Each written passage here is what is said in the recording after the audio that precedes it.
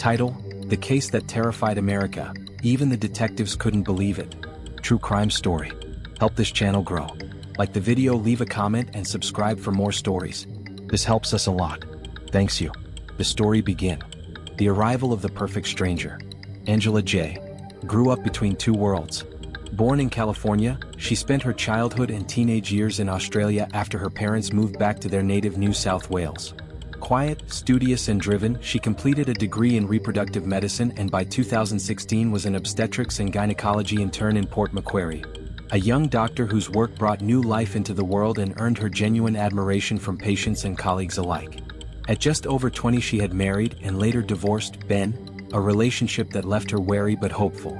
By 27, with a demanding job and little spare time, Angela turned to a dating app. It seemed a sensible, modern route to meet someone who might understand the pressures of her career. Plenty of suitors noticed her, but one man stood out, a 36-year-old named Paul Lambert. He liked her photos, messaged often, and within weeks, convinced her to try long-distance romance. Their first in-person date was carefully staged. Paul flew up from Sydney, booked a table, and showered Angela with attention and gifts. He appeared charming, well-dressed, and attentive. Everything Angela, newly single and emotionally cautious, thought she wanted.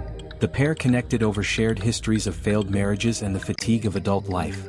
They talked, drank, and left the restaurant convinced the sparks could become something real. At first, Paul's gestures felt romantic. He sent flowers, upgraded Angela's hotel rooms when she traveled for work, and presented himself as a devoted, family-oriented man who spent weekends with his nephew. But what began as insistence on courtship gradually revealed a darker pattern.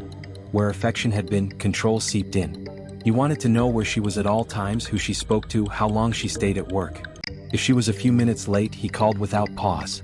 If she didn't answer immediately, he bombarded her with messages. Flattery turned to suffocation. When Angela tried to end the relationship, Paul's behavior escalated. He alternated between self-pity and menace. Declarations that he would kill himself if she left, lurid threats about harming himself in her home, and manipulative messages designed to make her feel responsible for his safety. The man who once brought bouquets now stalked and harassed. Friends and family noticed changes.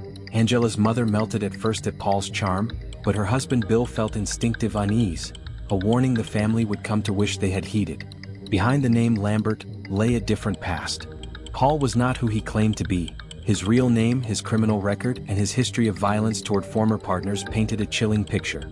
He had previously been deported from the United States after stalking and had accumulated multiple restraining orders in Queensland. Professional assessments later described him as deeply unstable, manipulative, sometimes violent, and adept at feigning vulnerability to regain control. By late October 2016, Paul's behavior had spiraled.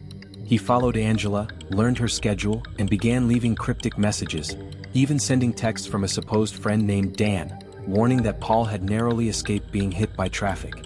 The messages intensified Angela's guilt and fear, pushing her toward the police.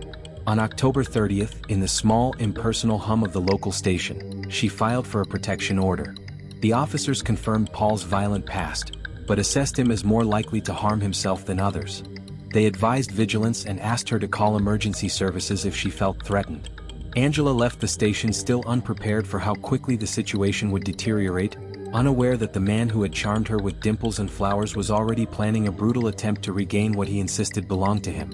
When the silence broke, after the protection order was filed, Angela believed she had done everything sensible. She changed small routines, hid knives in her bedside table, and made plans to replace the locks. She told no one at work beyond an abstract worry. Embarrassment kept her from sharing the full story. For a brief, fragile moment she convinced herself the nightmare might pass. Paul, however, was already orchestrating the next act. He slipped back into Port Macquarie at the end of October, taking a rental car and moving with the urgency of someone determined to finish a plan. The careful, calculated veneer she'd seen on dates gave way to a clinical obsession. A shopping list of tools at a hardware store, a petrol can filled at a service station, an axe and utility knife added to his purchases. He booked a room across from the hospital where Angela worked and watched. He tracked her shifts, timed her exits, and learned not just where she slept but where she felt safest. On the evening of November 3rd, Angela stopped home between shifts to feed her cat and grab a bite before heading to her sister's. Routine, harmless tasks, microwave dinner, pack a bag, were rearranged into a trap. Paul was waiting on her porch as if by accident. The familiar voice soothed at first. He said he wanted to talk, to explain. He spoke of two personalities battling inside him and admitted that the messages and the dramatic acts had been his distorted attempts at getting her back. When Angela insisted she wanted nothing more, the man's composure broke. What followed lasted seconds but left scars that stretched for years. Paul covered her mouth, dragged her into the bedroom, and tried to force an explanation from her about other men.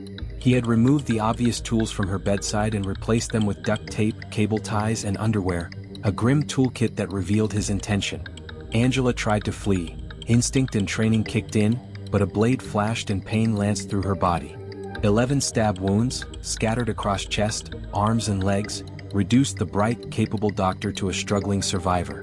Paul poured petrol over her, a final monstrous step toward the act he had rehearsed in his head, but in that moment something snapped. The fuel made her skin slippery, adrenaline and sheer will loosened his hold. Angela broke free and fled into the night, blood smearing the path behind her. Neighbors recall a frantic figure pounding on doors.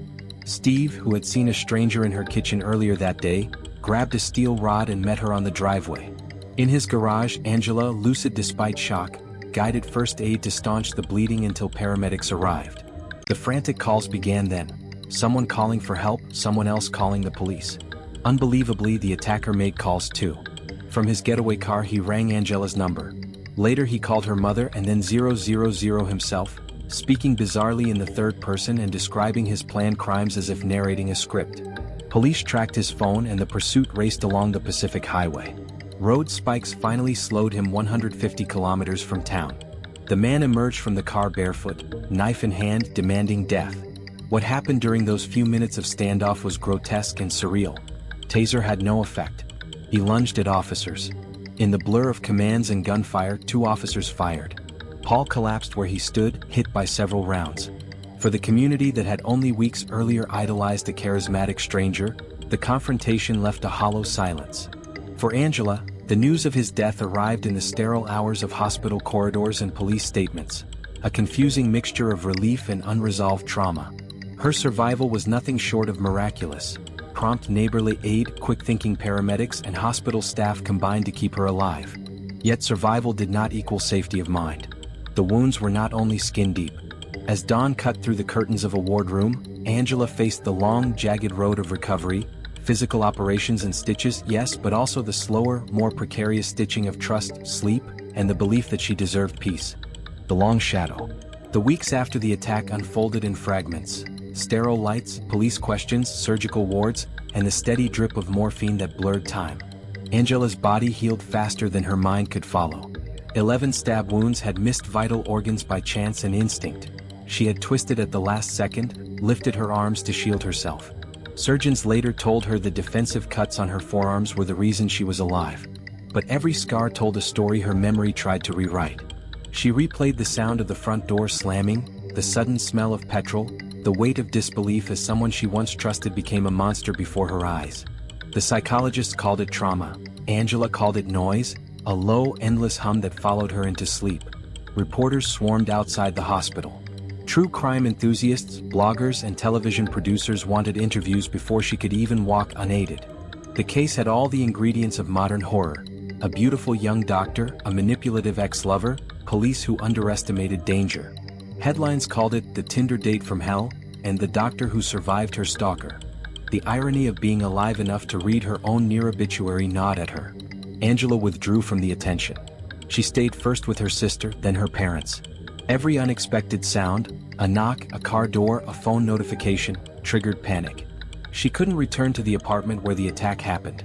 It had been cleaned, repainted, and leased again, but for her it remained a crime scene. The police investigation continued even after Paul's death. Detectives pieced together the months of deceit. His fake identities, his criminal history, his online manipulation of other women. They found multiple dating profiles, all crafted with the same flattering lies. Angela attended interviews to give testimony, not out of vengeance but to make sense of the timeline.